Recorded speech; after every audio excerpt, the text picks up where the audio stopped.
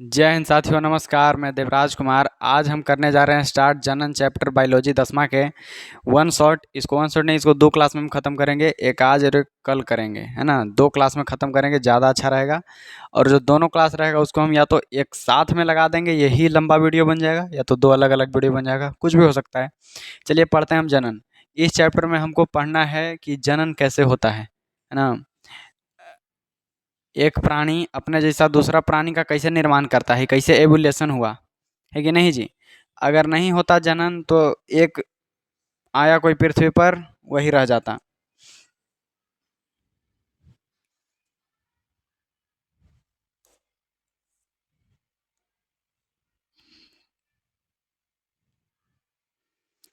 चलिए, जनन में सबसे पहले जनन में पहले सबसे पहले हमको समझना है कि जनन है क्या, है ना जी। जो हम चैप्टर के नाम से स्टार्ट करेंगे वही सही रहता है। देखिए, जनन जनन एगो प्रक्रिया है, एगो काम है जनन। जनन वह प्रक्रिया है जिसके द्वारा सजीव अपने जैसे संतान का उत्पत्ति करते हैं। जनन वह प्रक्रिया है जिसके द्वारा सजीव, ये ध्यान रखना हमेशा, जनन कौन करेगा जी? सजीव अपने जैसे नए जीव उत्पन्न करते हैं, है कि नहीं। जब भी जनन होगा तो नया बनाएगा, है ना। कोई पुराना बना सकता है? नया बनाएगा। अपने जैसा नया संतान का उत्पन्न करते हैं, चाहे नया जीव का उत्पन्न करते हैं। यही क्या कहलाता है? जनन। यह पृथ्वी पर जीवन की निरंतरता को बनाए रखने के लिए आवश्यक है। निरंतरता मतलब कि वह रुकना नहीं चाहिए, कंटिन्यू रहना चाहिए, है ना। जैसे अगर जनन ना होवे तो हमारा इंसान वाला चल रहा है, सब इंसान बूढ़ा होएगा, मर जाएगा, जन्म लेवे नहीं करेगा तो फिर चले कैसे पृथ्वी, है ना। इसीलिए निरंतरता को बनाए रखने के लिए जनन बहुत जरूरी है। जनन जीवों का अस्तित्व बनाए रखता है, बात सही है। अगर जनन नहीं होगा तो जीवों का अस्तित्व खराब हो जाएगा। जैसे अभी भारत में कुछ देखा था, मंगाए थे मोदी जी, बाघ ही सब मंगवाए थे, है ना। दूसर देश से आया था जानवर कुछ अपने देश में, ठीक है। कह क्या है कि वो सब जानवर को भारत के लोग मार दे रहा था, लेकिन वो सब जनन कर ही नहीं पा रहा था। उन लोगों का कमी हो गया था। अगर ऐसी कमी होते होते खत्म हो जाता वो, है ना। वो प्राणी फिर देखने को मिलता नहीं मिलता। ये ला जीवन का अस्तित्व बनाए रखने के लिए जनन जरूरी है। ये कहाँ से ले लिए हम? सही लग रहा है लेकिन चलो। जनन की मूल घटना डीएनए की प्रतिकृति बनाना है। इसके साथ एक दूसरी कोशिकाओं का सृजन भी होता है। कोशिकाएं जुटती है, कुछ कुछ होता है कोशिकाओं में, है कि नहीं। ऐसे होता है जनन। अब देखो, ये जनन हम पढ़ेंगे तो किस में? एक हम पढ़ेंगे पादप में, पेड़ पौधा में, ठीक है। और दूसरा फिर मनुष्य में। हाँ, और वही मनुष्य में जैसन होगा ना, वैसे ही सब जीव जंतु में हो जाएगा। जैसे मनुष्य में वैसे जानवर में, सब में थोड़ा थोड़ा सा डिफरेंट, लेकिन सब सही रहेगा। ये देखो, ये है ह्यूमन में, मनुष्य में, और ये पेड़ पौधा है मतलब फूलों में, है कि ना। ये फूलों में जाने, तो चलो आगे चलते हैं। यहाँ हम लोग क्या देखे? यहाँ मुख्य रूप से हम देखें कि जनन किसे कहते हैं। जनन वह प्रक्रिया है जिसके द्वारा जीव अपने जैसा संतान का उत्पत्ति करते हैं। जीवन की निरंतरता बनाए रखने के लिए जनन आवश्यक है या नहीं है? जनन बहुत जरूरी है। अगर कहूँ बात ये सब करते देखेगा, है ना, जनन का, संभोग का, ये सब बात करते देखे गंदा बात करता है कि नहीं जी। ये गंदा बात है। अगर कोई कहे गंदा बात करता है तो वहां से भाग जाना तुरंत, तुमको पता नहीं है। ये देखो, डीएनए प्रतिकृति का प्रजनन में महत्व। डीएनए का महत्व क्या है जनन में, है ना। देखो क्या महत्व है। वास्तव में कोशिकाओं केंद्रक में पाए जाने वाले गुणसूत्रों को डीएनए के अणु में अनुवांशिकी गुणों का संदेश होता है। देखो, कोशिका के अंदर होता है, कोशिका के केंद्रक होता है ना, कोशिका में, कोशिका के केंद्रक के गुणसूत्रों के डीएनए, जो डीएनए है उसमें याद रहता है कि जैसे लड़का है, लड़की है, तो वो दोनों जब मिलेगा तो कैसा संतान उत्पन्न होगा? बकरी उकरी जैसा, कि ओखनी दोनों कोई जैसा, है ना। तो वही संदेश होता है, अनुवांशिक के संदेश होता है। हाँ, कि ऐसा हमको उत्पन्न करना है। कभी कभी नहीं देखा है, न्यूज में आ जाएगा, न्यूज में पहले आता था बहुत, कि ऐसे रहेगा कि दिया, एक महिला ने दिया सांप के बच्चे को जन्म। देखा है ना। ये सब कि बकरी का बच्चा का जन्म दिया, बंदर का बच्चा का जन्म दिया, बट जो जनक से संतति पीढ़ी में जाता है। जो जनक होते हैं, जनक दोनों मीट करने वाले, वो दोनों से अगला पीढ़ी में चला जाता है। जैसे हम नहीं, जैसे और कोई एगो लड़का एगो लड़की जब संभोग करेंगे, जब सेक्स करेंगे, तो उनके जैसा गुण रहेगा उनकर बाल बच्चा में, है ना। मम्मी पापा वाला गुण बाल बच्चा में। मम्मी पापा बोल रहे हैं, कोई आ रहा है क्या? खोल दो दरवाजा। खुला है ना? हाँ, आएगा तो खोलेगा दरवाजा। चलो, तो मम्मी पापा वाला गुण बाल बच्चा में, है ना। ऐसा मम्मी पापा के गुण, वैसा बाल बच्चा के गुण। कौन बताता है बच्चा के, कौन बताता है कि तोरा इसने गुण है? मान लो कोई कोई के मम्मी पापा रहते हैं तोतला रहते हैं थोड़ा बहुत, उसको बच्चा में भी लक्षण देखने को मिल जाता है, तो उसको पता कौन लगता है, पता कौन करवाता है? तो डीएनए के अंदर रहता है संदेश छुपा हुआ, है ना। ये भाई तू तोतला हो जा, तो मम्मी पापा तोतले हैं। लेकिन कभी कभी नहीं भी होता है कि नहीं। डीएनए प्रतिकृति बनना भी पूर्ण रूपेण विश्वसनीय नहीं है। पूरा विश्वास नहीं है कि वो तोतला है तो तोतला ही हो जाएगा उसका बच्चा, है ना। पूरा विश्वास नहीं है, लेकिन ऐसा है। अपितु इन प्रकृतियों में, खोल दो, खोल दो। खोल नहीं रहा है कोई, आ जाओ।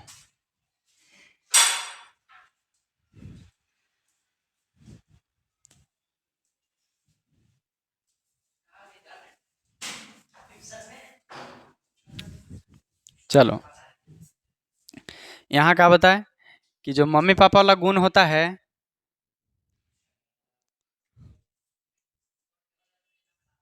खूब हो गया दशहरा की छुट्टी, है ना। दशहरा की छुट्टी राजीव सर से यहाँ डायरेक्ट। करो।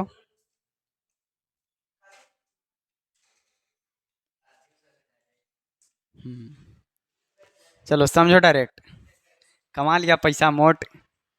कमाया, कितना कमाया? इतना पैसा कमाया कम से कम। हाँ, दिख रहा है।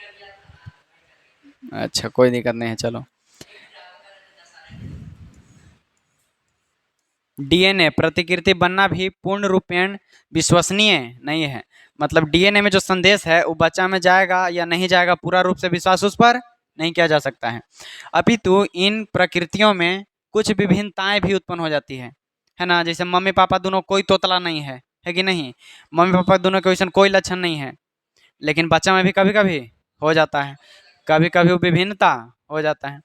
जि, जिनमें कुछ ऐच्छिक विभिन्नताएं भी संतति में, मतलब कि संतान में आ जाती है ना।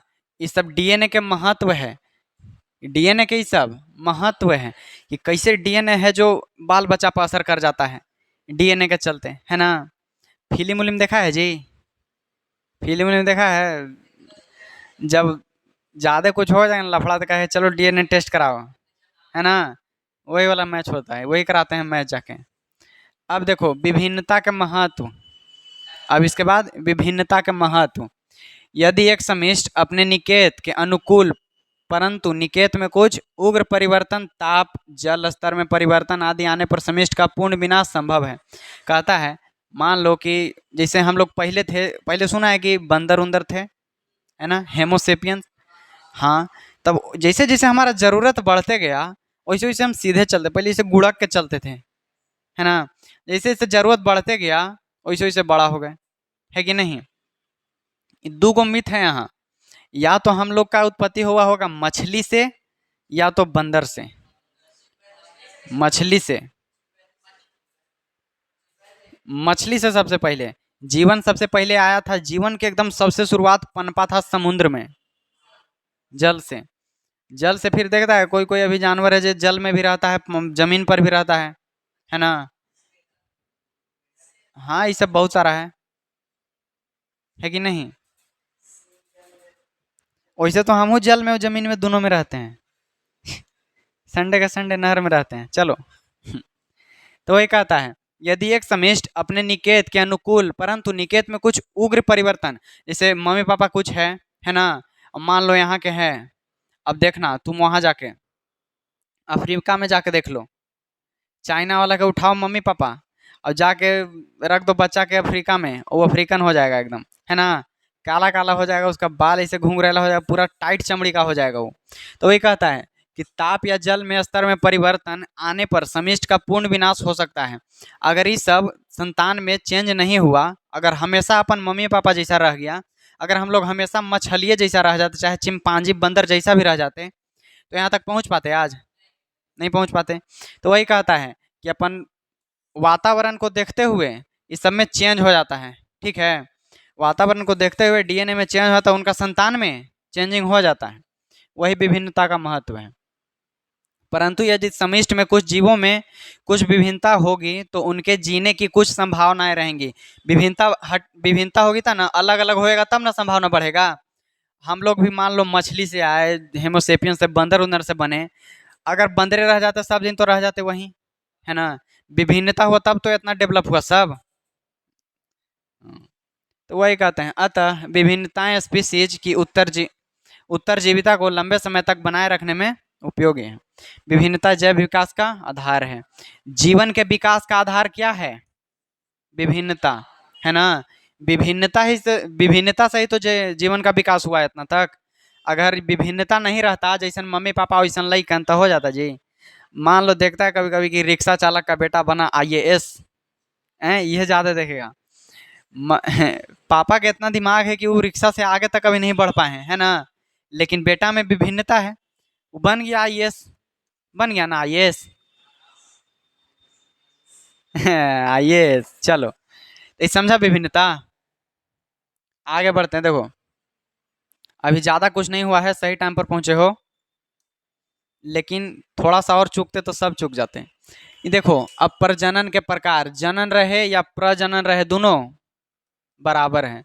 जनन और प्रजनन दोनों बराबर है। देखो जनन मतलब प्रजनन, चाहे जनन चाहे प्रजनन, कुछ कह दे, ठीक है ना। ये दो बराबर है। ये दोनों होता है दो प्रकार के, एगो अलैंगिक, एगो लैंगिक। अलैंगिक और लैंगिक और अलैंगिक, अलैंगिक और लैंगिक, ठीक है ना। क्या गो? दो गो। क्या होता है दो गो? क्या होता है वो दोनों?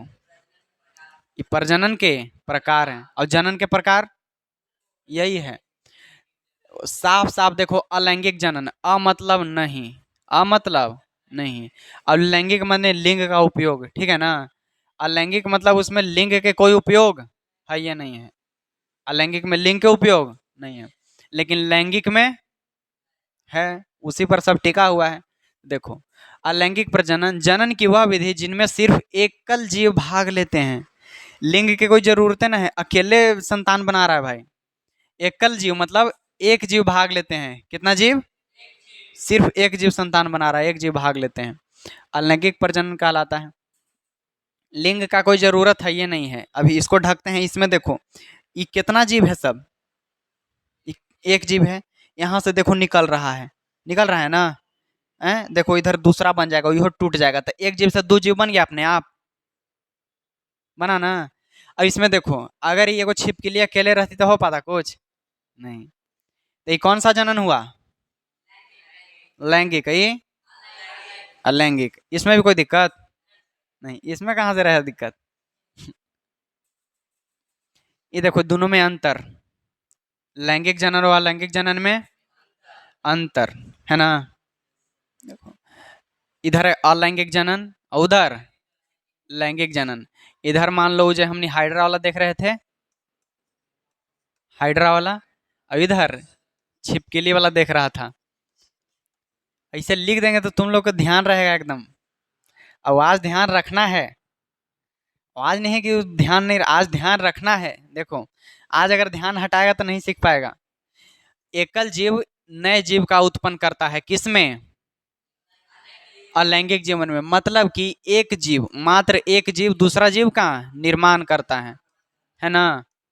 सिर्फ एक जीव, और इसमें दो जीव, क्या गो? दो जीव, एगो नर एगो मादा। दोनों नर नर रहेगा तो मादा मादा रहेगा तो एगो नर एगो मादा मिलकर नया जीव का उत्पन्न करते हैं, ठीक है ना। लैंगिक में युग्मक का निर्माण नहीं होता है, इसमें युग्मक का निर्माण नहीं होता है, मतलब जोड़ा। इसमें नर युग्मक और मादा युग्मक दोनों बनते हैं। नए जीव पौत्रिक जीव के समान समरूप होते हैं, जैसन पहिल का जीव वैसने सेम टू सेम दूसरा जीव, है ना, बिल्कुल अलग नहीं। गुलाब के फूल में से चमेली के देखा है कभी? जैसन वो फूल है वैसने। हाँ, इधर देखो, नया जीव अनुवांशिक रूप से पैतृक जीवों के समान होता है तो समान, लेकिन समरूप नहीं होता है। जैसे मान लो तुम्हारे मम्मी पापा होंगे तो उनको भी दो हाथ दो पैर ये सब होगा, है कि नहीं? तुम्हारे पास भी है, लेकिन तुम है जो गैंगस्टर है, तुम्हारे मम्मी पापा साधु संत आदमी है जी, तो है तो समान, है ना जी, लेकिन समरूप नहीं है। तुम लॉरेंस बिश्नोई है अगला। चलो, ये समझ में आया? इसमें समान, अलैंगिक में समान और समरूप दोनों। देखो इधर को फोटो दिखाते हैं, है ना, जैसन ये है वैसने धीरे धीरे बन रहा है ना जी, जैसन ये है। हाँ, अमीबा के आकार है वो में वैसे होता है। अभी देखो, ये जो छिपकली है, अगला छिपकली अगर बनेगा कोई छोटा, तो कैसा भी हो सकता है, गोरा काला, है कि नहीं? है तो समान, लेकिन रूप उसका समान नहीं है। जमा कर दो। ये देखो, सतत गुणन के लिए यह एक बहुत ही उपयोगी माध्यम है। ये देखो, प्रजाति में विभिन्नताएं उत्पन्न करने के लिए सतत गुण मतलब एक जैसा गुण, इसको मतलब एक जैसा गुण, एक जैसा गुण एकदम सब रहेगा किसमें? अलैंगिक में। विभिन्नता लैंगिक में, विभिन्नता मतलब अलग अलग, ठीक है ना, उस रहेगा लैंगिक में। यह निम्न वर्ग के जीवों में अधिक पाया जाता है, या उच्च वर्ग के जीवों में अधिक पाया जाता है। निम्न वर्ग के जीवों में मतलब जैसे छोटा छोटा जीव हो गया, इस सब में ज्यादा पाया जाता है, जैसन है वैसने है। मेंढक के आज तक देखा है कभी बड़ा होते हैं हमने जैसन? मेंढक एकदम मेंढक है, उस सब में कोई चेंजिंग नहीं है। हैं? ब्लू व्हेल, वो भी वैसने रहता है, वो भी मान लो आगे चल के कभी कभी करोड़ों अरबों साल जाके बदलेगा तो। कौन? Blue whale? ब्लू व्हेल लैंगिक, नर मादा ब्लू व्हेल लैंगिक जनन करेगा। हाँ, अलैंगिक प्रजनन की विधियां। ये देखो, अलैंगिक जनन हम लोग देखते हैं कि कितना प्रकार होता है, कितना विधि से अलैंगिक जनन होता है, ठीक है? देखो ध्यान देना, जितना इतना है अभी, ये मात्र आधा क्लास चलेगा आज, ठीक है? ये आधा क्लास चलेगा, और जितना आज समझेंगे उतना ही उससे ज़्यादा कल समझना पड़ेगा, तब जाके चैप्टर खत्म होगा।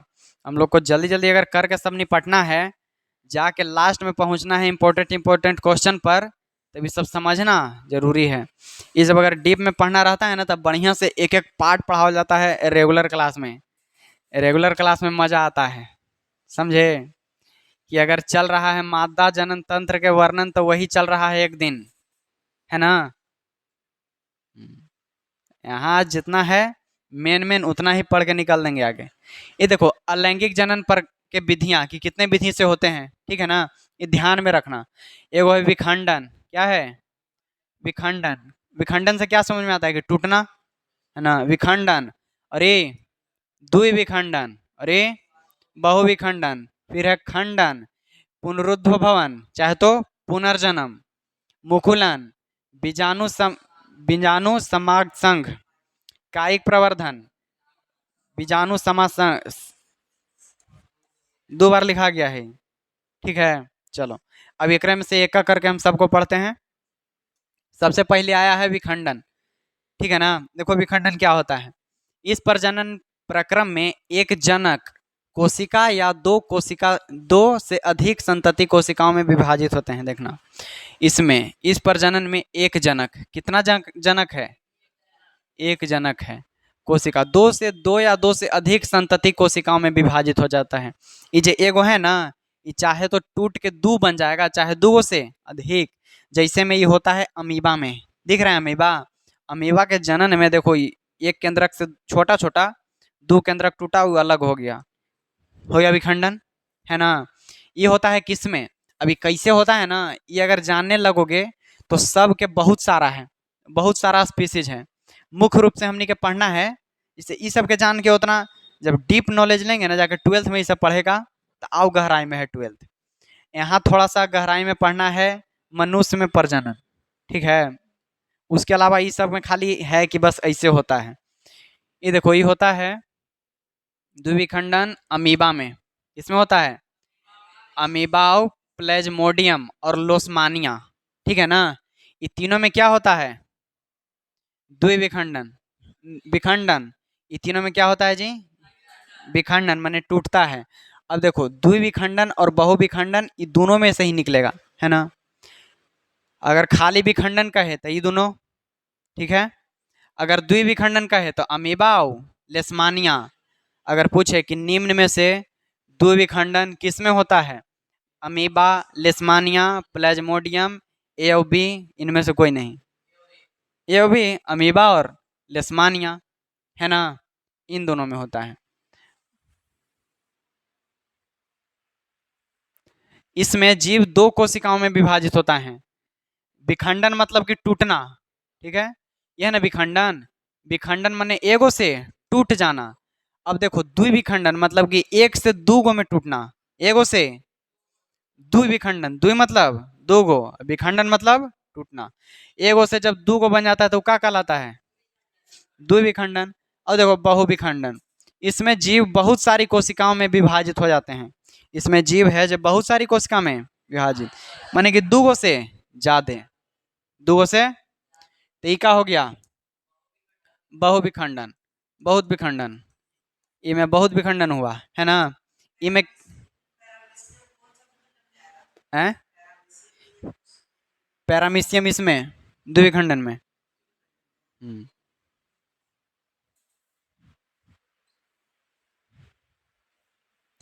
बहुविखंडन में कितना रहेगा जी? एक, दो या दो से अधिक? कितना भाग में टूटेगा? दो से अधिक। द्विविखंडन में दो गो। अब विखंडन में चाहे दो गो चाहे दो से अधिक में भी, एक नहीं, दो चाहे दो से अधिक। और द्विविखंडन में दो गो, और बहुविखंडन में दो गो से अधिक। हम्म। हम कुछ बनाएंगे, तुम बताना। ये गो है कौन सा विखंडन? है और द्विविखंडन और विखंडन, विखंडन भी होगा ना ये। हाँ, ये का हो जाएगा? अब ये दोनों का हो जाएगा विखंडन, माने टूटना है दोनों। अब चलो, फिर है खंडन। ठीक है, खंडन है। इस प्रजनन विधि में सरल संरचना वाले बहुकोशिकीय जीव विकसित होकर छोटे छोटे टुकड़ों में खंडित हो जाते हैं। ये टुकड़े वृद्धि करके नए जीव में विकसित हो जाते हैं। जैसे देखो, काई है ना, ये को थोड़ा सा लगा, विखंडन होते होते पूरा फैल जाता है ना जी। काई, तो काई में क्या हो रहा है? काई नहीं कहना, स्पाइरोगायरा कहना। क्या कहोगे? स्पाइरोगायरा। स्पाइरोगायरा में क्या होता है? खंडन होता है, खंडन विधि होता है। ठीक है। हैं? हाँ वही, कवक शैवाल सब काइये में आता है ना। एक जगह लगता है, पूरा फैल जाता है। हाँ, तो ये आएगा स्पाइरोगायरा, मुख्य रूप से एकदम। खंडन इसमें हो गया। ये एगो से कितना बनता है?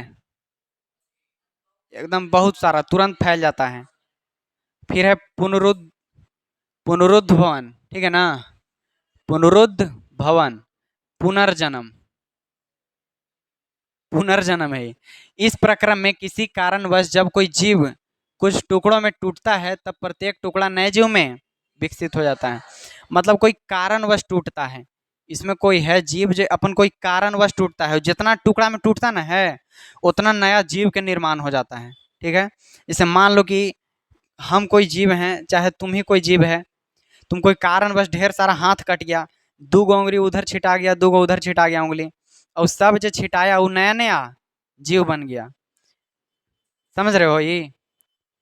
है जी, यार समझ में। इसमें जो कोई जीव है, कोई कारणवश जब टूटता है और छोटा छोटा टुकड़ा में बिखर जाता है, तो जितना टुकड़ा बिखरता है उस सब एगो नया जीव के निर्माण ले लेता है ना। मतलब जय बार टूटेगा, जय बार नया नया जीव बनते जाएगा। जैसे में देखो, ये है हाइड्रा है और प्लेनेरिया है। हाइड्रा और प्लेनेरिया, जब हम ऑब्जेक्टिव करेंगे ना, अब बहुत सारा नाम हम लोग को देखने के लिए मिलेगा। ऑब्जेक्टिव करेंगे तो बहुत सारा नाम देखने के लिए मिलेगा कि कौन से जीव में कौन वाला विखंडन होता है। ठीक है, अभी तक देखो क्या क्या जाने। विखंडन, ये तो समझ में आ गया। विखंडन, एक जीव है, दो जीव में टूट गया तब विखंडन, चाहे तो दो से ज्यादा में टूट गया तब विखंडन। अगर खाली एकदम कह दे निश्चित कि दो भाग में टूट गया अगर कोई जीव, कौन सा विखंडन? द्विविखंडन। ये विखंडन के प्रकार है ना, क ख प्रकार है विखंडन के। अगर दो से अधिक, तीन, चार, पांच, बहुत सारा, बहुविखंडन।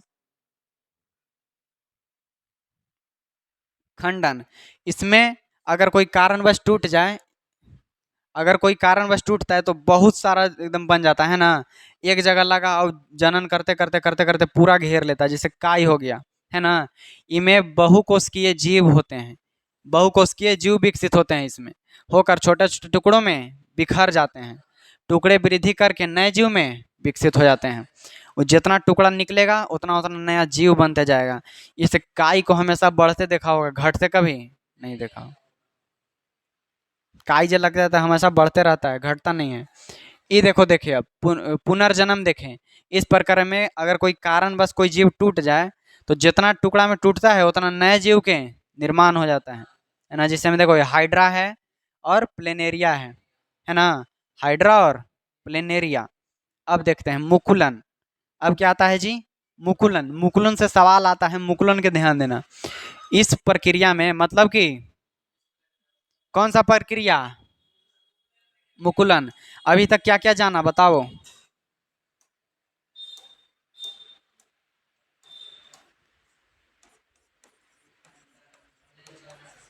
विखंडन,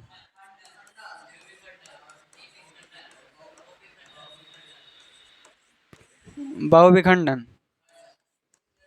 लिखना तो पहले, बहुविखंडन,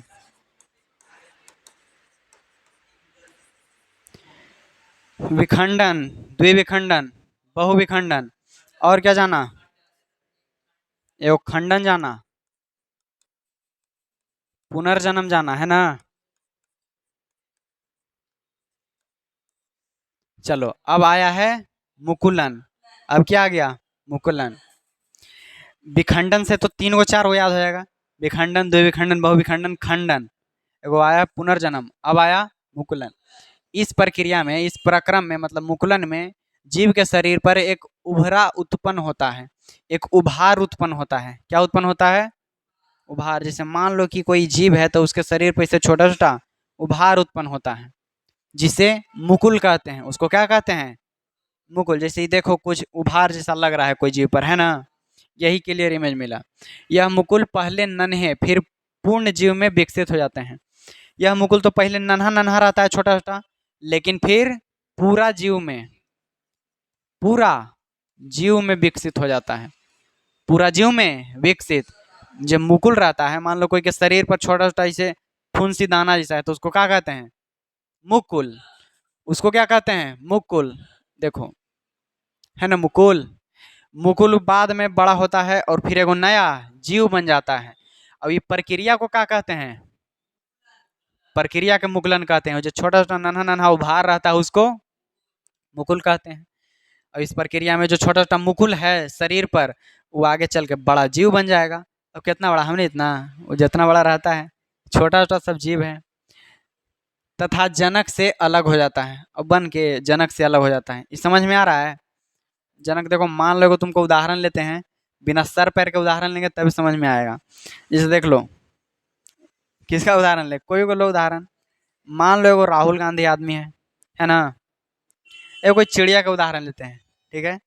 एगो चिड़िया है कौआ।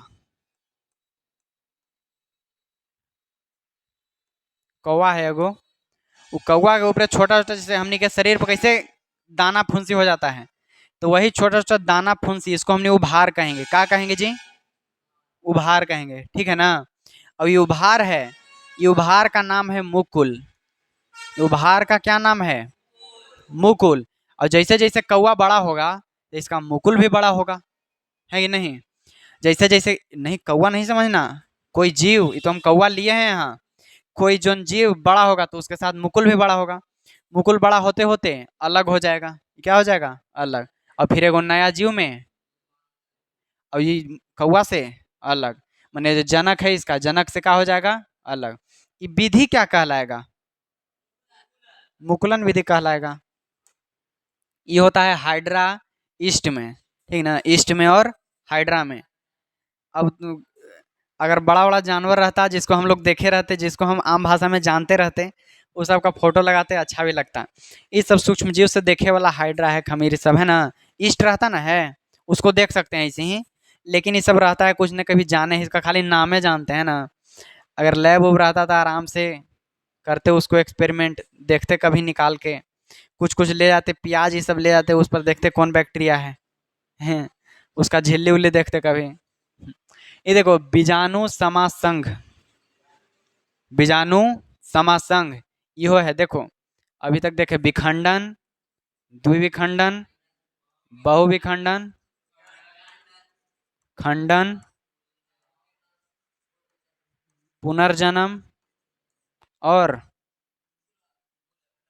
मुकुलन, ठीक है। इतना। अब देखो अगला, कुछ जीवों के तंतुओं के सिरे पर बीजाणु धानी बनी होती है। कोई जीव के शरीर पर बीजाणु धानी बनी होती है, तंतुओं के शरीर पर बीजाणु धानी बनी होती है, जिनमें बीजाणु होते हैं। उधानी में क्या होता है? बीजाणु होता है। अगर कुछ भी बोलेंगे ना, तुम्हें को दिमाग में अपना चित्र समझना, ठीक है, क्या कि जो हमने का दिमाग है ना, वो लिखा हुआ याद नहीं रख पाता है, लेकिन अगर कोई चित्र सोच लेगा तो याद रखेगा। अगर नानी दादी अगर बचपन में कहानी सुनाती होगी, तब देखा होगा अगर कहानी सुना रही है कोई कि एक गांव था, तो तुम्हें पहले गांव सोचेगा, और गांव के बगल में नदी थे, गांव के बगल में वो नदी, वो दिमाग में फोटो, फोटो चलता है ना जी, यहाँ भी फोटो चलाना तुम, अगर फोटो चला दिया तो समझो वो हमेशा के लिए याद हो गया, ठीक है। यही चलते फिल्म याद हो जाता है ना, फिल्म हमेशा देखा याद हो जाता है। लेकिन अगर शॉर्ट वीडियो कहल जाए तो शॉर्ट वीडियो याद होता है कोई, ये कोई, है ना। काहे क्यों मैं बार बार दूसरा दूसरा देखते जाते हो। इसको एकदम बढ़िया से सोचो। ये कुछ जीवों के तंतुओं के सिरे पर, माने जीवों के सिरे पर क्या होता है? बीजाणु धानी बना होता है, और उसके अंदर बीजाणु होते हैं। बीजाणु गोल संरचनाएं होती है। बीजाणु की संरचना कैसा होता है? गोल होता है, जो एक मोटी भित्ति से रक्षित होता है। मतलब कि इसको एक सुरक्षा करने के लिए वो मोटा भित्ति रहता है। अनुकूल परिस्थिति में मिलने पर बीजाणु वृद्धि करने लगते हैं। अगर कोई परिस्थिति में दूसरा बीजाणु से मिला तो वो दोनों मिलके वृद्धि करने लगते हैं, अलग दूसरा बीजाणु से नहीं, वही पेड़ पर के बीजाणु से। दूसरा दूसरा फूल नहीं आएगा उसके साथ, अपने शरीर के बीजाणु से, ठीक है। तो उसको क्या कहेंगे? बीजाणु समा संग। एगो बीजाणु, जैसे मान लो कोई एगो पत्ता है,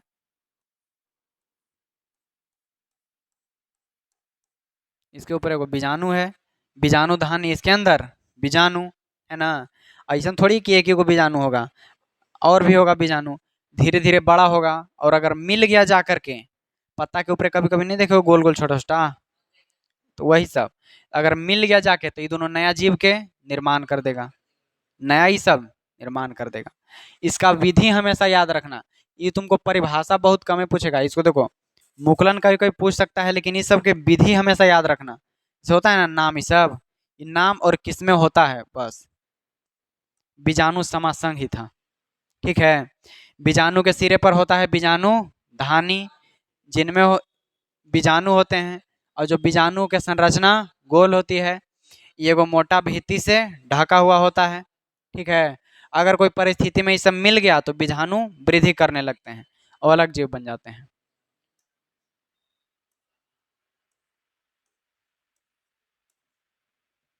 कायिक प्रवर्धन, ये देखना, कायिक प्रवर्धन सबसे ज्यादा होता है।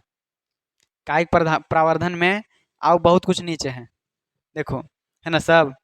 कायिक प्रवर्धन, कुछ पौधों में नए पौधे का निर्माण, कुछ पौधों में नए पौधे का निर्माण। कायिक भाग जैसे जड़, उसके भागों से, जैसे में जड़, तना, पत्तियां आदि सबसे होता है, तो ये क्या कहलाता है? कायिक प्रवर्धन। अगर कुछ पौधों में नया पौधा, पौधा में ही अगर नया पौधा का निर्माण हो रहा है, कौन भाग से? कायिक भाग से। कायिक भाग मतलब जड़, तना और पत्तियां। इसको क्या कहते हैं? कायिकी नहीं, कायिक प्रवर्धन। कायिक प्रवर्धन। कायिक प्रवर्धन की प्राकृतिक विधियां कि कैसे कैसे होता है कायिक प्रवर्धन, है ना? कि जड़ से है तो किस में होगा? देखो, जड़ से होता है डहेलिया और शकर कंद में। शकरकंद और डहेलिया में होता है। ठीक है, शकरकंद और डहेलिया में किस चीज द्वारा? जड़ द्वारा। जड़ से किसमें किसमें? डहेलिया और शकर कंद में। तना द्वारा होता है आलू और अदरक में। अदरक में, एक अदरक में कितना सारा अदरक नहीं देखा है लुझा हुआ? हाँ, आलूओं में नहीं देखा है कभी कभी? हाँ, तो वही है, तना द्वारा किसको में? आलू और जड़ द्वारा शकरकंद और डहेलिया में। पत्तियों द्वारा देखो, ब्रायोफिलम की पत्तियों की कोर पर कलिकाएं होती हैं जो विकसित होकर नया पौधा बनाती हैं। अगर पत्ती द्वारा पूछेगा तब ब्रायोफिलम में, पत्ती द्वारा ब्रायोफिलम की पत्ती। आया समझ में? ब्रायोफिलम। तना द्वारा किसमें होता है? आलू अदरक। और जड़ द्वारा शकरकंद और डहेलिया में। पत्तियों द्वारा, पत्तियों द्वारा ब्रायोफिलम की पत्तियों में। कायिक प्रवर्धन था। कायिक प्रवर्धन की कृत्रिम विधियां। अगर कायिक प्रवर्धन हम लोग अपने से कराएं, है ना, तब कौन कौन विधि होगा? देखो, अगर गुलाब के फूल देखे हो तुम लोग, गुलाब के फूल लगाना रहेगा तो क्या करेगा? जड़ी से कबारता है कि तना काट देता है? काट देता है ना, तैयो हो जाता है। लेकिन सब में होगा। देखो, रोपण, अगर रोप के, अगर कुछ हम रोप के लगाना चाहते हैं तो आम रोपण विधि से। आम है, और बहुत सारा है। मेनली रूप से आम रोपण विधि से। कर्तन विधि से काट के गुलाब। अगर आओ कोई लगता है पेड़ पौधा काट के तो लगा सकते हैं, है ना? लेयरिंग, लेयरिंग करके चमेली, मतलब कि उसको ऊपर चिपका के। अच्छा, मुनगा के पेड़ देखे हो? मुनगा पर गोबर उबर, मुनगा के खाली से मोटा डंठे लेके आ जाओ ना, वो निकल जाता है, उस पर पत्ता ना रहता है तैयो, है ना? और जहां जहां उसका कट गया है ऊपर गोबर ऐसे चिपका दो, बस। पत्ता उतना नहीं रहेगा तैयो मुनगा हो जाता है। उत्तक संवर्धन से आर्किक और सजावटी पौधा। उत्तक संवर्धन से आर्किक और सजावटी पौधा। फोटो ये दिखा रहे थे, अभी आएंगे। उत्तक संवर्धन से आर्किक और सजावटी पौधा। ये एकदम उत्तक से निकलता है, उसके एकदम मेन जैसे रहता है ना कोई बना हुआ, तो उसके मेन जगह से निकलता है, तनी अच्छा तरीका से निकलता है कुछ। ठीक है, अदरक उदरक सजे में अच्छा लगता है जी, लेकिन सजावटी पौधा इधर देखो, दिखाएंगे तुमको। देखो, ये दिख रहा है एकदम, आया है सही सही से। ये देखो सजावटी पौधा, ऐसे नहीं इसको नाम है सजावटी पौधा। ये सब 10 बजे का फूल, उसको घड़ी तुम दिखाता होगा तब ना 10 बजे फूलता है वो। हाँ,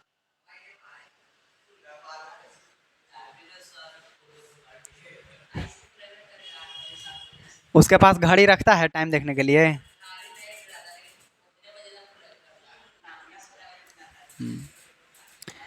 कर्तन विधि से कौन? कर्तन विधि से गुलाब रोप के, काट के, लेयरिंग मतलब एक के ऊपर एक चढ़ा के। उत्तक संवर्धन से सजावटी पौधा, चाहे आर्किक। कायिक संवर्धन के लाभ, अब देखो इसका क्या फायदा है जी, है ना? बीज उत्पन्न न करने वाले पौधे, बीज उत्पन्न नहीं करने वाले पौधे, जैसे में केला हो गया, गुलाब हो गया आदि, नए पौधे बना सकते हैं। ये सब नया पौधा हम लोग बना सकते हैं, है ना? बीज नहीं उत्पन्न करने वाले पौधे, देखना केला और गुलाब। नए पौधे अनुवांशिक रूप में जनक के समान होते हैं। कतरनक विधि से गुलाब को लेयरिंग करके, चमेली, उत्तक संवर्धन, सजावटी पौधा, चाहे आर्किक। अब कायिक संवर्धन के लाभ देखो, जैसे बीज उत्पन्न न करने वाले पौधे, जैसे केला है वो गुलाब है, तो इनमें बीज की कोई जरूरतें नहीं है। केला के थूम हिला के गाड़ दो, लग गया। गुलाब के जैसे फूल के इतना डंटी काट दो, वही लग गया, है ना। ये सब फायदा है। नए पौधे अनुवांशिक रूप में जनक के समान होते हैं। जैसे नया नया पौधा बनेगा ना, तो जैसन जनक है मतलब जिससे बना है, ठीक है। जनक जिससे बनेगा वो जनक, जो जन्म कर रहा है नया पौधा, है ना। तो जो नया पौधा जन्म कर रहा है वो जनक, तो जैसन जनक है वैसन ही पौधा बनेगा। तो नए पौधे अनुवांशिक रूप से जनक के समान होते हैं, माने बराबर बराबर होते हैं। बीज रहित फल उगाने में मदद मिलती है। बीज रहित माने जैसन फल वैसन फल जिसमें बीज नहीं है। रहित मतलब उसमें नहीं है, बीज से हटके है ना। जैसे ट्यूबलेस टायर का नाम सुना है? ट्यूबलेस नाम है ट्यूबलेस, लेकिन उनमें ट्यूब नहीं रहता है, होता है ना जी, नहीं पता है। चलो, बीज रहित फल उगाने में मदद होती है, जिसमें बीज नहीं होता है उसमें। पौधे उगाने का सस्ता और आसान तरीका है। पौधे उगाने का सस्ता और आसान तरीका देखो, बीजाणु समासंग। इस अलैंगिक जनन के प्रक्रम में कुछ सरल बहुकोशिकीय जीवों के उदर तंतुओं पर एक सूक्ष्म गुच्छ, अरे वही तो है पीछे वाला, संरचना जैसी जनन में भाग लेते हैं। यह गुच्छ बीजाणुधानी है, जिनमें बीजाणु वृद्धि करके राइजोपस के नए जीव उत्पन्न करते हैं। यही तो सेम सेम है कि तंतु के ऊपर एगो, यही ना है? नहीं, इसके पीछे है देखो, ये तंतु के ऊपर बीजाणुधानी है, जिसमें बीजाणु है, गोल संरचना है उसका, एगो मोटा भित्ति से रक्षित है। वही आगे चल के बड़ा होता है, दूसरा जीव बन जाता है। इसके बाद देखो, उत्तक संवर्धक, उत्तक संवर्धन, है ना। उत्तक संवर्धन, उसमें जो नया नया दिखाए थे पौधा, यहाँ आ गया उस सबके। इस विधि में शाखा के सिरे से कोशिकाएं लेकर, शाखा माने टहनी के सिरा से कोशिका लेकर पोषक, उन्हें पोषक माध्यम में रखा जाता है, पोषक वाला माध्यम में। जैसे सजावटी पौधा रहेगा ना, ध्यान नहीं देगा तो उतना बढ़िया से नहीं उग पाता है। इस सब को कुछ खास ध्यान देना पड़ता है सजावटी पौधा के। सजावटी पौधा खास ध्यान नहीं देगा तो जिधर जैसे जा रहा है इधर उधर, इसको अगर खास ध्यान नहीं दोगे, इसको अगर शेप में नहीं काटोगे, ये तो बिखर जाएगा फिर, है ना जी, इधर उधर बिखर जाएगा। ये भी है, इसको अगर साफ नहीं करो, इस पर कुछ कुछ लग गया, तो इस सबके खास ध्यान देना पड़ता है। तो ये कहता है, इस विधि में शाखा के मतलब इसके टहनी के, शाखा मतलब टहनी के सिरे से कोशिकाएं लेकर उन्हें पोषक माध्यम में रखा जाता है। ये कोशिकाएं गुणन कर मतलब कि बढ़कर गुणित होकर कोशिकाओं के गुच्छे जैसी कैलस कहते हैं। कोशिकाओं का गुच्छा बन जाता है, जिसको क्या कहते हैं? कैलस कहते हैं। इसमें परिवर्तित हो जाता है। कैलस को हार्मोन माध्यम में रखा जाता है। कैलस को हार्मोन माध्यम में रखा जाता है, जहां उसमें विभेदन होकर नए पौधे का निर्माण होता है, जिसे फिर मिट्टी में रोपित कर देते हैं। ठीक है, ये है उत्तक संवर्धन। ये क्या है? उत्तक संवर्धन है। ये जो उत्तक संवर्धन है, इतना याद रखना खाली यहाँ से, उत्तक संवर्धन होगा किसमें? आर्किक और सजावटी पौधे में।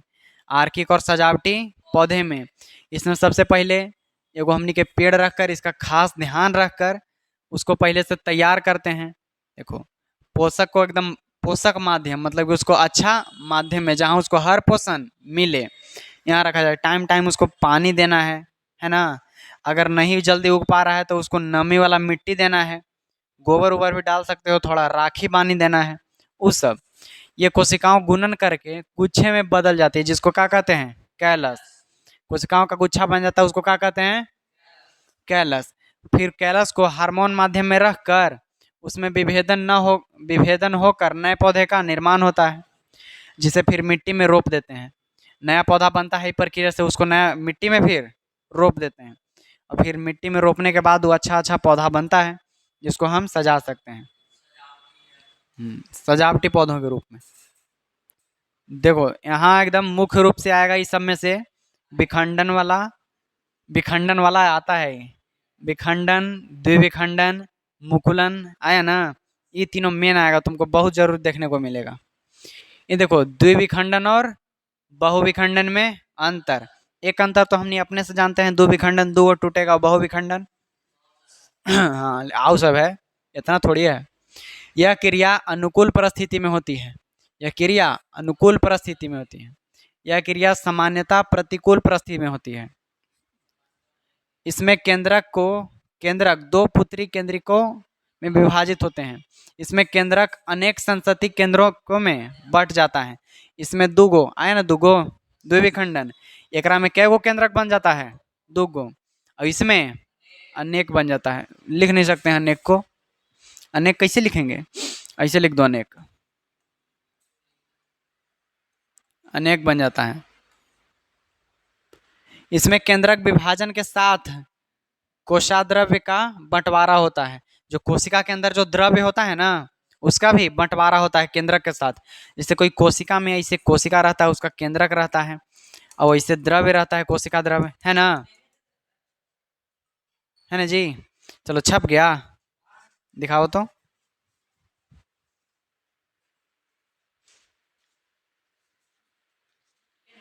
एकदम सही है। साइज भी है ना बढ़िया, हमको लग रहा था कि छोटा हो जाएगा।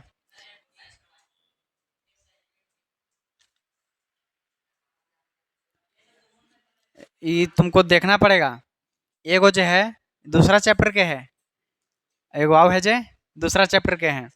अब मिला के मारो। इसको पढ़ना कैसे, इसको घरे लेना आराम से, कहूँ बैठल है छत पर किधर भी, तो इसको पढ़ना और हाईलाइट करना, जहाँ तुमको लगेगा कि मेन है उसको हाईलाइट करना। इसको बैठ के याद करके रटने नहीं लग जाना, ठीक है। याद करोगे तो वहीं से आइडिया लगेगा। लो देखो, अब अभी यहीं किए हैं स्टार्ट की द्विविखंडन और बहुविखंडन में अंतर। इसको बांट लो, अभी रख लो, बंद कर लो इसको, गहरे देखना क्या है, 4 गो ऑब्जेक्टिव है। चलो बंद कर दो अब।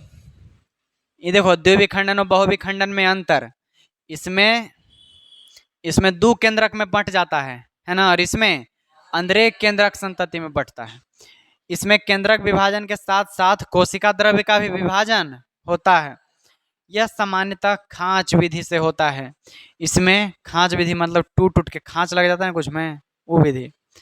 टूट टूट के नहीं समझ रहे हो, अरे कैसों प्रतिकूल माने कि उसको बढ़िया से उसको जगह नहीं मिला, जिससे टूटा नहीं, गलती से टूट गया, उस सब विधि। इसमें केंद्रकों का विभाजन पूर्ण होने के पश्चात प्रत्येक संतति केंद्रक के चारों ओर थोड़ा थोड़ा कोशिका द्रव्य एकत्र होता है। मतलब कि जब इसमें टूटता है, मान लो ये कोशिका उदाहरण लेते हैं, वहाँ छोड़ो, ये कोशिका है हमारे पास, ठीक है ना, कोशिका के अंदर कोशिका द्रव्य है, और जब ये दो विखंडन में टूटेगा तो इसको से एगो छोटका बनेगा कोशिका, उसके साथ साथ कोशिका द्रव्य, ठीक है, और एगो और बनेगा कोशिका द्रव्य बनेगा। ये केंद्रक बुल वाला मान लो, ये कौन सा हुआ, ये द्विविखंडन, ठीक है ना, ये क्या हुआ, द्विविखंडन। लेकिन जब ये बहुविखंडन होगा तो ये कोशिका है, ठीक है जी, एगो कोशिका है ये। और जब इसका बहुविखंडन होगा तो इसका खाली केंद्रक बंट जाएगा, और फिर धीरे धीरे केंद्रक के थोड़ा थोड़ा चारों बगल जमा होते रहेगा कोशिका द्रव्य, ठीक है। उसमें पहले खाली केंद्रक बिखर जाएगा, अब केंद्रक के बाद कोशिका द्रव्य धीरे धीरे उत्पन्न होगा। लेकिन इसमें एकदम अच्छा से तरीका से, है ना, केंद्रक के साथ साथ कोशिका द्रव्य का भी बंटवारा हो जाएगा, ठीक है। ये है इसमें, ये देखो इसमें थोड़ा थोड़ा कोशिका वाला द्रव्य एकत्र होता है बाद में जाके, ठीक है। देखो एक कोशिकीय जीव से दो संतति जीवन बनते हैं।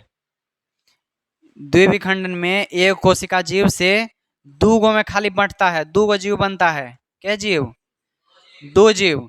लेकिन इसमें एक कोशिकीय जीव से अनेक संतति बनता है, माने अनेक संतान के उत्पन्न होता है। एक कोशिकीय जीव से अनेक संतान के जीवन बनता है। जितने भागों में केंद्रक का विभाजन होता है उतना जीव बनता है। केंद्रक के जब विभाजन है, जे भाग में बंटेगा जय गो जीव बनेगा, ठीक है ना। इसमें कितना जीव बनेगा, दो गो जीव, और इसमें जे गो केंद्रक टूट जाए, है? हाँ, इसमें जे गो जीव टूट जाए, माने जे गो भाग में केंद्रक टूट जाए, उतना सारा जीव बन जाएगा। अब उतना सारा बन रहा है जीव। अब कोशिका द्रव है, सबको कितना कोशिका द्रव दे पाएगा? तो इनमें कोशिका द्रव बाद में जाके इकट्ठा होता है केंद्रक के पास, ठीक है। इसमें केंद्रक के पास कोशिका द्रव बाद में जाकर इकट्ठा होता है, लेकिन इसमें साथे टूटता है। देखो, ये होता है अमीबा में, किस में होता है जी? अमीबा में। और ये प्लाज्मोडियम में, प्लाज्मोडियम में। और ये होता है अमीबा में। प्लाज्मोडियम और अभी अमीबा का चित्र दिखाएं। देखो, अभी चित्र इधर था।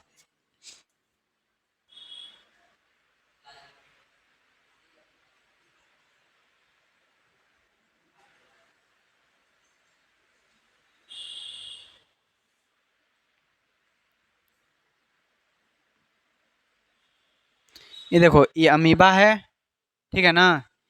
ये वाला अमीबा है। अमीबा में देखो कैसे दो को बन गया, लग रहा है कि अभी अभी संतान का जन्म हुआ है। लेकिन जब ई टूटेगा तो टूट के और फिर उसके बाद में जो प्लाज्मोडियम है टूट जाएगा पहले, उसके बाद में कोश केंद्रक के आसपास कोशिका द्रव जमा होगा। अभी में एकदम लगेगा टूट के कि अभी अभी बना है ना। लगभग नहीं करेगा अभी बना है, कि अभी एकदम बढ़िया से तरीका से टूटा है ना जी।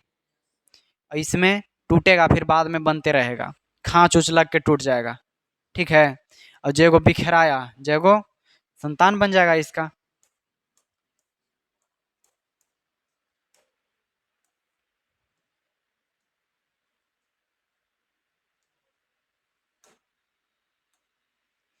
ये देखो, इतना समझ में आया?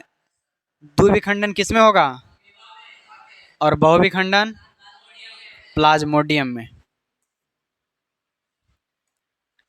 अब देखो लैंगिक जनन। अलैंगिक जनन में जो सब प्रकार था ना, वो खत्म हो गया। अब लैंगिक जनन में आते हैं। हम शुरू में क्या बताए थे कि अलैंगिक जनन में लिंग का कोई कार्य नहीं है। उसमें कितना जीव भाग लेते हैं? एक जीव। उसमें दो गो जीव का जरूरत नहीं है, लेकिन इसमें दो गो जीव का जरूरत है। हाँ, देखो, इस जनन विधि में नई संतति उत्पन्न करने के लिए एकल जीवों की भागीदारी होती है, मतलब अलग अलग दो गो जीव के, ठीक है। विशिष्ट एकल जीवों की भागीदारी होती है।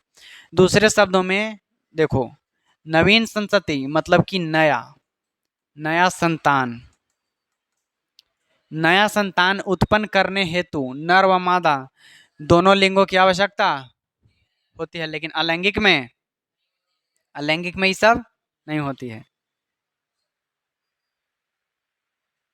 आया समझ में? अभी तुमको लग रहा होगा एकल जीव, एकल माने कि एगो अलग, एगो और दूसरा अलग। एकल जीवों का ऐसा जीव नहीं। एकल जैसे तुम मेल फीमेल एगो ट्रांसजेंडर होता ना है, मेल फीमेल एगो ट्रांसजेंडर। हाँ, तो उनमें एकल जीव चाहे तो वो मेल रहेगा चाहे तो फीमेल। और जो ट्रांसजेंडर रहता ना है, उसमें मेल का भी गुण रहता है और फीमेल का भी गुण रहता है। तो वो सब कभी संतान का उत्पन्न नहीं करते हैं। जब चाहिए तो कैसन जीव चाहिए? एकल जीव, चाहे तो नर रहे चाहे तो मादा, है ना। ये समझ में आया? जब चाहिए तो एकल जीव। ये देखो, लैंगिक प्रजनन नर व मादा युग्मक के मिलने से होता है। ये कैसे होता है? नर और मादा को मिलने से। कौन सा जनन? लैंगिक जनन। लैंगिक जनन कैसे होता है जी? नर और मादा के मिलने से। युग्मक माने जोड़ा, नर और मादा के जोड़ा को मिलने से। नर व मादा युग्मक के मिलने के प्रक्रम को निषेचन कहते हैं। ये दोनों जो मिल रहे हैं, ये प्रक्रिया क्या कहते हैं? निषेचन कहते हैं। संतति में विभिन्नता उत्पन्न होती है। संतति में विभिन्नता उत्पन्न होती है ना जी।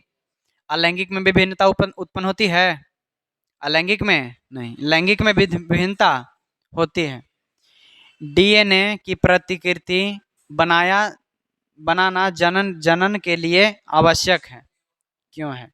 देखो, डीएनए की प्रतिकृति का जनन के लिए आवश्यक क्यों है? देखो, अभी अभी तुमको कुछ फोटो में समझाते हैं। एगो नर है, छिपकली में एगो नर, एगो मादा। ये दोनों के काम का कहला रहा है? निषेचन। ये दोनों जब मिला ये कौन सा जनन है, लैंगिक अलैंगिक, अलैंगिक जनन। अब ये भी लैंगिक जनन, लैंगिक जनन। और ये लैंगिक जनन। देखो स्नेक में कहो कि कहाँ बहुत ही एकदम रेयर फोटो है, दिख रहा है हैं? सांप के कभी नहीं देखा होगा, देखा है? तोहनी देखा होगा इसे पानी में कर एकदम मारता है ढेला, तोहनी तोहनियों के ढेला से पिटवाना चाहिए। सांप के भी रहता है, ठीक है ना? ये कभी उतना पता नहीं लगता है, सब कंफ्यूजे रहते हैं कि खाली से सटता है हो जाता है, नहीं। देखो सांप के एकदम। अभी देखो डीएनए की प्रतिकृति बनाना जनन के लिए आवश्यक है, क्यों? उसकी प्रतिकृति बनाना मतलब उसको कॉपी बनाना काहे जरूरत है, देखो इधर। जनन प्रक्रिया में डीएनए प्रतिकृतिकरण एक आवश्यक प्रक्रम है। इसके फलस्वरूप जीवधारी की संरचना निश्चित बनी रहती है। अगर डीएनए नहीं रहेगा तो उसका संरचना निश्चित रहेगा? डीएनए की वजह से ही तो उसका संरचना अलग रहता है। अगर मान लो बंदर चाहे कोई घोड़ा का डीएनए और इंसान का डीएनए, तुम देखे हो कभी कोई अगर घोड़ा के गधी से चाहे ये सब रहता है, ब्रीड समझे हो, ब्रीड, ब्रीड। जैसे अगर घोड़ा घोड़ी तो जन्म होगा चाहे घोड़ा चाहे घोड़ी के, है ना? और खच्चर का नाम सुने हो हैं? खच्चर, खच्चर रहता है अगर चाहे गधी, गधा रहा और घोड़ी है, गधी, लाओ, गधा प्लस घोड़ी, तब खच्चर बन सकता है, ठीक है? चाहे तो घोड़ा, गधी, खच्चर, लेकिन ऐसा होना चाहिए घोड़ा घोड़ी, है कि नहीं? गधा गधी, ये अलग ब्रीड हो जाता है, ये दोनों का डीएनए नहीं मिल पाता है, अलगे डीएनए बन जाता है, बनता है ना? खच्चर का डीएनए कोली में भेज देंगे तुमको उधर। अच्छा कोई दिक्कत नहीं है, समझो मस्त है, यह लगी तो दिया है चैप्टर 10वां में, दिया का है ना? ये कुछ पता लगे, ये सब सब शर्माता है बताने में पढ़ाने में, है ना? तो शर्माना ये सब जानना है तो नहीं, सब लइकन का है, ये सब तो लइकन हंस जाएगा तनी तनी सुन बात पर। देखो जनन की प्रक्रिया में डीएनए प्रतिकृतिकरण माने उसका रूप करना, रूपांतरण करना एक आवश्यक प्रक्रम है। इसके फलस्वरूप मतलब इसके बाद डीएनए की प्रतिकृति के बाद जीवधारी की संरचना निश्चित बनी रहती है ना?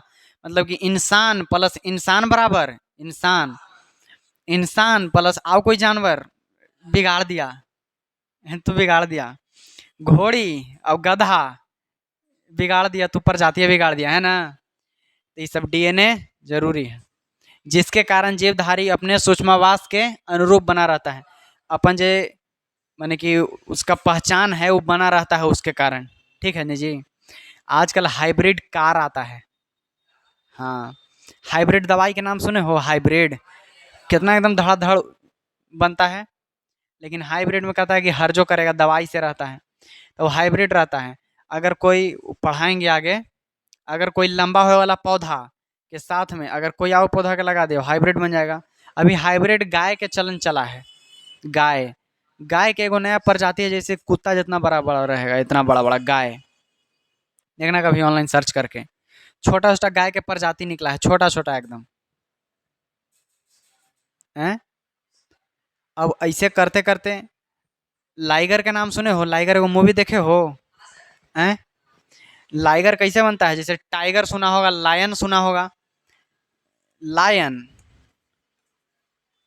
प्लस लायन माने कि मेल लायन और प्लस टाइगर रहता है, टाइगर ये फीमेल है, कर दिया तब बन गया लाइगर, है ना?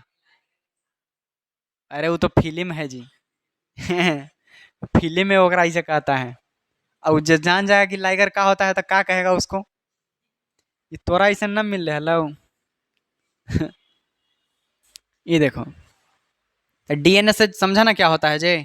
डीएनए के चलते उसके जैसा संतान का उत्पत्ति हो पाता है, डीएनए नहीं रहेगा तो उसका जैसा संतान नहीं हो पाएगा, उसका कुछ अलग ही गुने चला जाएगा, है ना?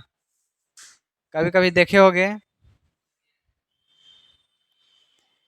मम्मी पापा गोर और लइकन करिया, तो बड़ी से ओकरा चिढ़ाता है ना।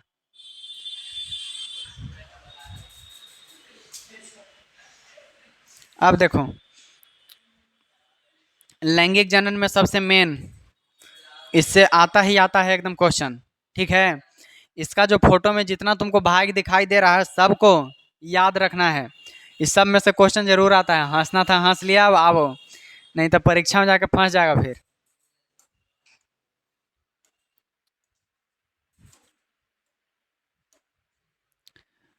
पुष्पी पौधों में लैंगिक जनन, किसमें? पुष्पी पौधों में लैंगिक जनन।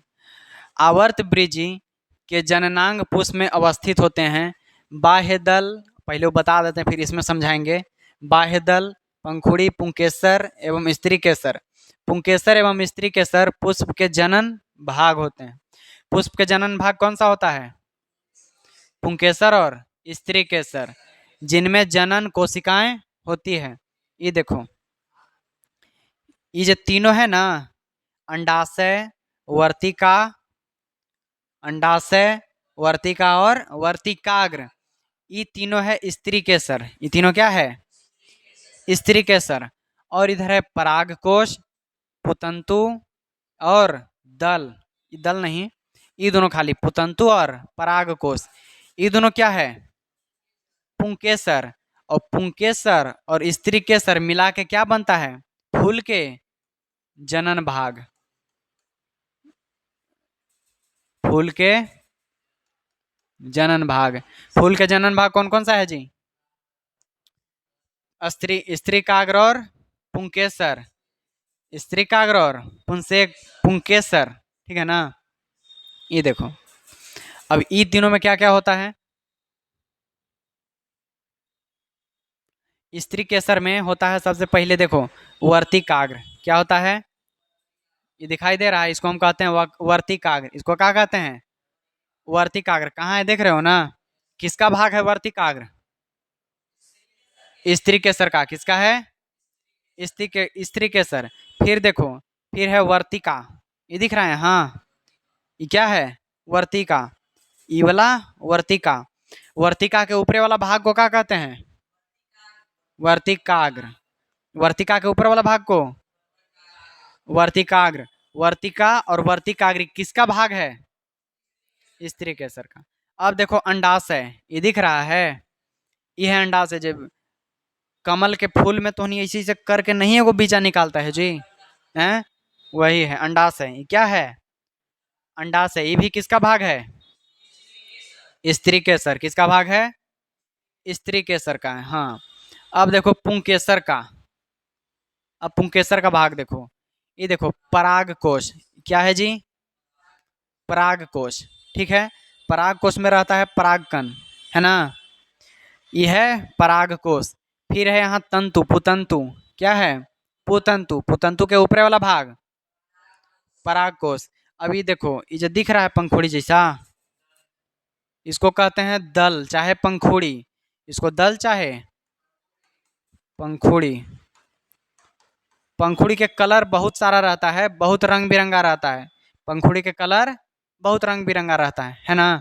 नहीं देखो, गुलाब के फूल, उजला गुलाब, लाल गुलाब, गुलाबी गुलाब, हैं, ओड़हुल के रहता है लाल फूल, ये सब रंग बिरंगा रहता है। तो ये दल कैसा रहा? रंग बिरंगा। अच्छा, दल किसका भाग है? पुंकेसर का नहीं है, दल अलग है। दल अलग है। पुंकेसर के भाग है परागकोश और पुतंतु। दल के कौन कौन भाग है? परागकोश और पुतंतु। अब देखो, दल के ये जो दिख रहा है, ये नीचे वाला, ये है बाह्य दल। ये क्या है? बाह्य दल, माने कि बाहर वाला दल, है ना। ये बाहर वाला, ये जो दिखता है इसे फूल के नीचे नहीं रहता है, गुलाबों के फूल के नीचे हरा हरा, ये थोड़ा ज्यादा टाइट रहता है एकदम, है ना। इसको इसे आकार देता है जी, ये नहीं रहेगा तो जने तने फूल गिर जाएगा। ये दिख रहा है ना, इसको कहते हैं बाह्य दल। इसको क्या कहते हैं? बाह्य दल। इस सब के तुमको नाम याद रखना है। इस सब के नाम याद रखना है। नाम कैसे याद रखेगा जो देखना, सिस्टमेटिक तरीका से याद रहेगा, सब याद रखेगा। इसे अब दिमाग में सोचो कि स्त्री केसर, स्त्री केसर में कौन कौन आएगा? तो वर्तिकाग्र, वर्तिका और अंडाशय। वर्तिका, वर्तिकाग्र और अंडाशय तीनों केकर भाग? स्त्री केसर। अब इस पट्टी आ जाओ, ये पट्टी है पराग कोश, पुतंतु और, हाँ ये दोनों भाग है पुंकेसर के। ये दोनों को मिला के क्या कहते हैं? पुंकेसर। क्या कहते हैं इसको? पुंकेसर। और बताना, अभी बताया नहीं लेकिन तो नहीं बताना, ये पूरा भाग के क्या कहेंगे? हैं? स्त्री केसर। ये पूरा भाग के है ना, ये तीनों है ना जी, यहाँ अंडाशय, वर्तिका, वर्तिकाग्र तीनों आ गया, तो ये तीनों के मिला के स्त्री केसर कहेंगे? तो कैसे नहीं पता लगा? इसको क्या कहेंगे? पराग कोश। अभी तो नहीं पुंकेसर कहे वाला था, लेकिन हम ये पूरा कहते था ना, ये पूरा क्या है? पुंकेसर। और ये वाला पुतंतु। और ये बाहरे वाला पंखुड़ी है जे दल, और नीचे वाला बाह्य दल। अब देखो अंड कोशिका, इसमें अंड कोशिका, अंड कोशिका कहाँ है? अंडाशय में, अंडाशय में है अंड कोशिका, अंडों की कोशिका। इसको हमेशा याद रखना, इसमें जो नाम है सब, इन नाम को तुम इसे कॉपी में इसे नोट कर लेना, ठीक है? वर्तिका लिखना, वर्तिकाग्र और अंडाशय, और तीनों के इसे करके लिख लेना स्त्री केसर, फिर दो को लिख के कर देना पुंकेसर। अब देखो फूल के प्रकार, टाइप्स ऑफ फ्लावर। फूल के प्रकार, कै प्रकार के फूल रहता है? दो प्रकार के। एगो एक लिंगी पुष्प, देखो फूल के प्रकार एक लिंगी पुष्प, उसमें देखते हैं हम जिसके पास एक ही लिंग है ना। जब पुष्प में पुंकेसर अथवा स्त्री केसर में से कोई एक जननांग उपस्थित होता है तो पुष्प क्या कहलाता है? एक लिंगी पुष्प। कैसन पुष्प? एक लिंगी पुष्प। अभी हम तुमको बताए थे कि पुष्प के जनन अंग, जनन मतलब जिससे वो अपना संतान के उत्पत्ति कर सकता है, वो कै गो होता है? दो गो। एगो स्त्री केसर, एगो आओ स्त्री केसर, एगो आओ पुंकेसर। अगर कोई फूल में इन दोनों में से एगो है, दोनों में से कोई, तो कौन सा फूल होगा? एक लिंगी फूल। और दोनों रहेगा तो दो लिंगी फूल। एक लिंगी फूल कौन कौन होता है जी? पपीता और तरबूज के, पपीता और तरबूज के। देखो यह तरबूज से फूल निकलेगा, दिख रहा है? हाँ, ये क्या है? तुम चाहो तो पहचान सकते हो इसी फूल को देख के, फूल के अंदर भी देख के पहचान सकते हो। ये देखो हैं? पत्ती से पहचानेगा, ये देखो, जिसमें तो चाहे ये रहेगा, ये रहेगा, है ना? चाहे तो इसका नाम क्या है पूरा के? और इसका पुंकेसर। स्त्री केसर चाहे पुंकेसर, अगर कोई एगो रहेगा तो कौन सा फूल? एकलिंगी फूल। ऐसा तो है ही। उभयलिंगी माने कि दुलिंगी, उभयलिंगी कहो चाहे द्विलिंगी कहो, ठीक है ना? जब पुष्प पुंकेसर एवं स्त्री केसर दोनों उपस्थित रहता है, जोन पुष्प में माने कि फूल में स्त्री केसर और पुंकेसर दोनों उपस्थित रहता है, तो उन्हें उभयलिंगी पुष्प कहते हैं, चाहे द्विलिंगी कहते हैं, ठीक ना? उभयलिंगी चाहे द्विलिंगी। इसमें हो गया उड़हुल और सरसों। गुड़हुल भी नाम है, हमने उड़हुल भी कहते हैं ना, हमने उड़हुल कहते हैं लेकिन उसको गुड़हुल भी कहते हैं। उड़हुल और सरसों के एक लिंगी है कि दुलिंगी? द्विलिंगी पुष्प है। उभयलिंगी कौन सा है मनीष? उभयलिंगी पुष्प यही है। ये कौन सा पुष्प है? और ये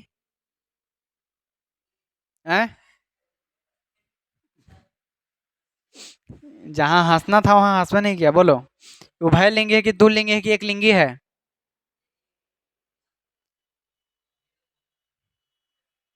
ये अभी ने बोला है ये। तुम क्या खा के आया था, याद है? कभी कभी हम मनीष बोलते ना होंगे तो ये देखे लगता होगा, अरे कौन मनीष है इधर, अरे हम ही मनीष हैं, है कि नहीं? पूछने ले कभी कि मनीष कौन है भाई।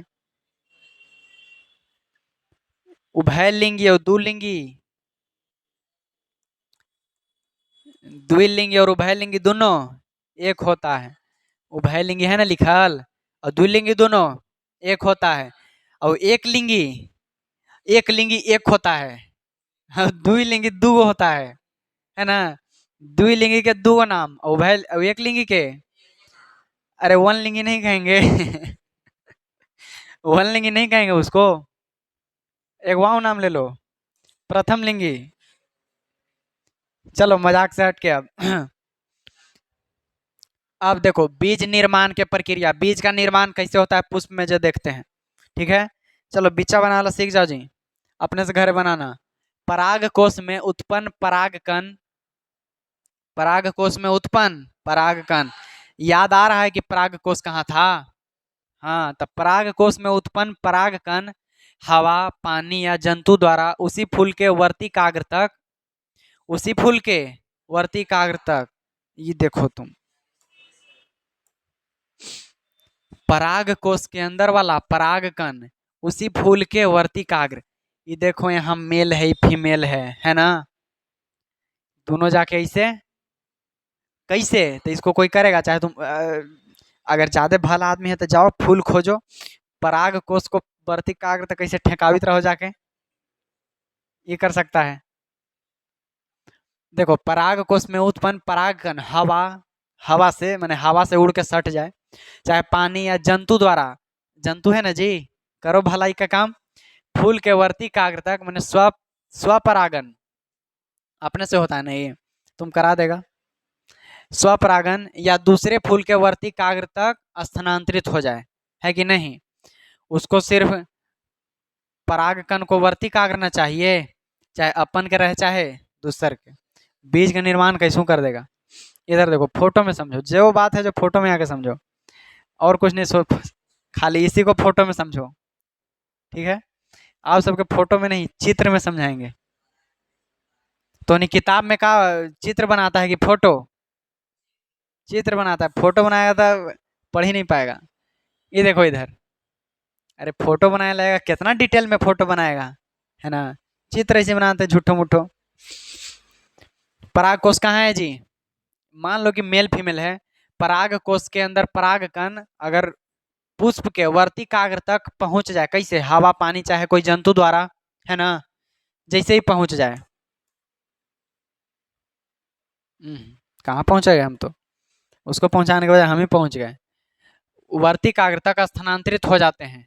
स्थानांतरित हो गया कैसे हुआ जी, हवा से पानी से चाहे कोई जीव जंतु द्वारा।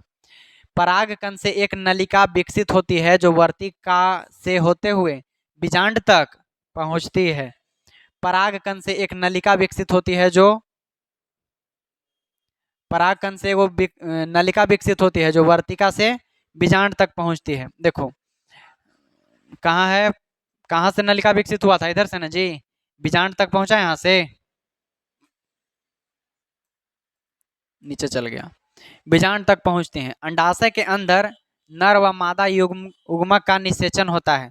निषेचन कहाँ होता है, अंडाशय के अंदर, वो जो फूल के पास यहाँ अंडाशय था ना, उसके अंदर क्या होता है जी, निषेचन। निषेचन तो समझ रहे हो, है ना। निषेचन होता है नर और मादा युग्मक का, तथा युग्मनज का निर्माण होता है, मतलब उससे एगो संतान का, एक तो छोटा युग्मनज, युग्मक से क्या बना, युग्मनज, उसका निर्माण हुआ। ठीक है ना। अब देखो इसमें दो गो फूल का जरूरत था कि एक फूल से भी हो रहा है, एक फूल से भी हो रहा है, एक फूल में ही, काहे कि वो फूल है जो द्विलिंगी है ना जी। वो फूल में एगो स्त्री काग्र है, एगो पुंकेसर भी है ना। एक एक फूल के दो लिंग है तो हो ही जाएगा। युग्मनज में विभाजन होकर भ्रूण का निर्माण होता है। युग्मनज में विभाजन होकर किस चीज का निर्माण होता है, भ्रूण का निर्माण होता है। बीजांड से एक कठोर आवरण विकसित होकर बीज में बदलता है। बीजांड से वो कठोर आवरण निकलता है, वो किस चीज में हो जाता है विकसित, बीज में बन जाता है। अंडाशय फल में बदल जाता है, वो जो अंडाशय है वो क्या बन जाता है, फल बन जाता है। तथा फूल के अन्य भाग झड़ जाते हैं, फूल के अन्य भाग झड़ जाते हैं। अब देखो यही बीज बना, बीज समझ रहे हो कैसे बना, वर्ती देखो परागकण, पुंकेसर के पराग कोश में परागकण वर्ती काग्र से आके मिला। ठीक है, और यहाँ से एगो नली यहाँ तक विकसित हुआ है ना, अंडाशय थे, इसमें एगो बीजांड है, इसमें वो कठोर आवरण बनेगा, फिर इसमें बीज बन जाएगा। ठीक है, और ये जो अंडाशय है वो फिर बाद में फल बन जाएगा। क्या बन जाएगा? फल। और इसमें 2 गो फूल का जरूरत पड़ा? इसमें 2 गो फूल का जरूरत पड़ा जी? नहीं, फूल एक ही गो था। इमें देखो, ये पूरा फूल कै गो है? एकरा में खाली लिंग न है 2 गो फूल में? एक एक फूल में 2 गो लिंग है ना? एगो स्त्रीलिंग एगो पुल्लिंग है, दोनों है। ये हो गया। हाँ, ये द्विलिंगी फूल है, उभयलिंगी पुष्प। दिख रहा है? ये दिख रहा है इसके अंदर भी। हाँ, फूल उल के जाके देखना। रजनीश आज भलाई वाला काम करने वाला है। ये देखो, परागन और निषेचन में अंतर। ठीक है, परागन और निषेचन में अंतर। पराग कोश से परागण, पराग कोश से, पराग कोश कहाँ है देख रहे हो ना? हाँ, पराग कोश से ये जो फोटो यहाँ रहता ना है, वो फोटो के याद कर लो कि अच्छा वो फोटो ऐसा था। ठीक है, फोटो याद कर लो। पराग कोश से पराग कणों के वर्ती काग्र पर पहुंचने की क्रिया का कहलाती है? परागन। मतलब देखो इधर, पराग कोश से ये यहाँ तक पहुँचेगा, जोन विधि से पहुँचे, चाहे अजनीश जाके सटा दे, चाहे हवा पानी कुछो से, ये प्रक्रिया क्या कहलाएगा? परागन, है ना? हंसने का क्या बात है? अन्य जंतु नहीं है? यहाँ जंतु ना लिखल है? इधर देखो, यहाँ जंतु नहीं लिखा हुआ है जी, जंतु द्वारा। तब चाहे तो ये दोनों जाके पुण्य वाला नहीं, वो करेगा पुण्य वाला काम, वो ज्यादा साधु आदमी है। अरे इसका तो पूरा फूल के खेती है। रात के जाएगा ये टॉर्च लेके उधर, रात के जाएगा टॉर्च लेके। चलो ज्यादा रस नहीं लो, ज्यादा रस नहीं लो अब। ये पराग, पराग कोश से पराग कणों के वर्ती काग्र पर पहुंचने की प्रक्रिया क्या कहलाता है? परागन कहलाता है। नर तथा मादा युग्मकों के मिलने की प्रक्रिया को निषेचन कहते हैं। नर और मादा युग्मक के मिलने की प्रक्रिया को निषेचन कहते हैं। फूल में परागन होता है कि निषेचन होता है? दोनों होता है।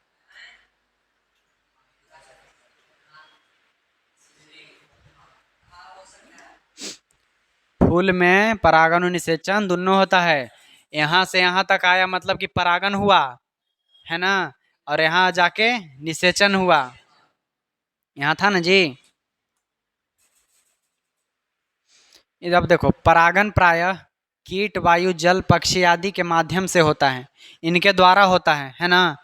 परागन है जो किसके द्वारा होता है? जो देखो, कीट, चाहे कोई कीड़ा जाके गलती से सटा दिया, चाहे वायु, हवा चला गलती से सट गया, जल, पानी से एक आध बूंद से सट गया, पक्षी, कोई चिड़िया जाके भलाई वाला काम कर दिया, इस सब के माध्यम से होता है। क्या होता है? परागन होता है। उच्च पादपों में नर युग्मकों के मादा युग्मक तक ले जाने का कार्य पराग नली करती है। इस सब क्या करती है? पराग नली। उच्च पादप माने बड़े बड़े पेड़ पौधों में नर युग्मकों को, नर वाला युग्मक को मादा युग्मक तक लेके जाने के कार्य कौन करता है? पराग नलिका। बड़ा बड़ा है, कितना हवा चलेगा, कितना अजनीश जाके सटाएगा, वो सब एगो नलिका द्वारा हो जाता है ना? ठीक है, यह क्रिया निषेचन से पहले होती है। ये क्रिया निषेचन से पहले होती है। सही है ना? पहले होती है। उच्च पादपों में नर युग्मकों को मादा, वही है, सेम है ये दोनों। ठीक है ना? ये वाला निषेचन के पहले होती है, निषेचन के, निषेचन से पहले होता है परागन वाला। और ये तो निषेचन है, ये है कि नहीं जी? हाँ, ये परागन के बाद होता है, ये निषेचन के पहले है। तो इतना समझे वाला बात है हमनी के। अब देखो, यहाँ तक हमनी के फूल वाला सब पार्ट खत्म हो गया। ठीक है ना? फूल में निषेचन क्या हुआ जी? एक लिंगी, द्विलिंगी, लैंगिक और अलैंगिक जनन, ये सब खत्म हो गया। ठीक है, कल हमनी के मेन टॉपिक रहेगा। ठीक है ना? कल रहेगा इम्पोर्टेंट थोड़ा, कल रहेगा मनुष्य के बारे में। ठीक है, कल मनुष्य के बारे में होगा कि मनुष्य में कैसे निषेचन होता है। ठीक है, मनुष्य में कैसे निषेचन होगा, निषेचन के दौरान क्या क्या खतरा हो सकता है, निषेचन अगर सही से नहीं हुआ तो क्या क्या बीमारी भी हो सकता है। निषेचन हो गया और गर्भधारण नहीं करना है तो उसका क्या उपाय है, ये सब हम लोग कल डिस्कस करेंगे। आज के लिए इतना ही।